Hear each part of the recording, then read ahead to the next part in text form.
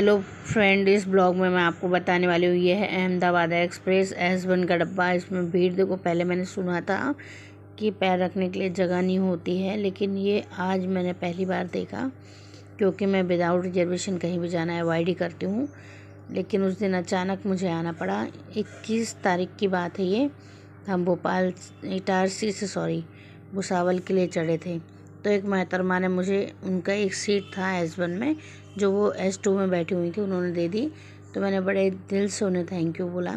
लेकिन भाई मोहतरमा जब बुरहानपुर आने के बाद, वो जिसकी सीट पर बैठी हूँ शायद वो आ गया होगा, तो आने के बाद उन्होंने इतना बवाल खड़ा कर दिया ना, इतना बोल रही थी ना वो ज़ोर ज़ोर से। और जो ये बीच में सोए हुए देख रहे हैं आप, इनको लात मारते हुए उठ रही थी, बोल रही थी कि जिनके पास पैसे नहीं रहते तो घर में बैठना क्यों आते हैं, मैंने सीट कराई है, मैंने पैसे दिए हैं। तो उन मोहतरमा को मैंने नहीं बोला था सीट देने के लिए, लेकिन मैंने जो थैंक यू बोला था, तो मुझे ऐसा लगता कितनी बड़ी गलती कर दी मैंने।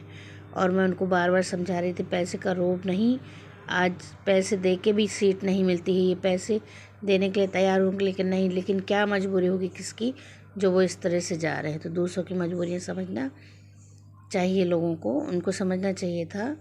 और ऐसा नहीं है आज इनकी बारी है तो कल उनकी भी बारी होगी।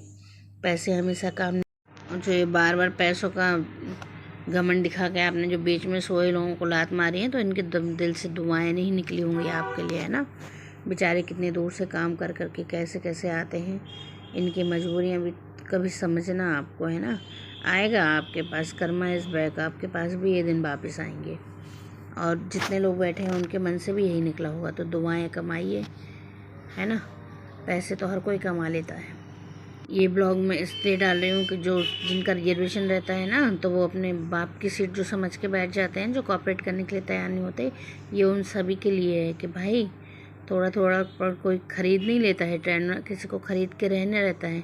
उनका मुकाम आता है और उतर जाते हैं। इसलिए सभी सफ़र में एक दूसरे को कोऑपरेट करिए, और बारी सभी की आनी है, ये सही बात है। मैं तो रेलवे स्टॉप वाली हूँ, तो भी इतनी परेशानी हुई तो आप लोग बचेंगे क्या।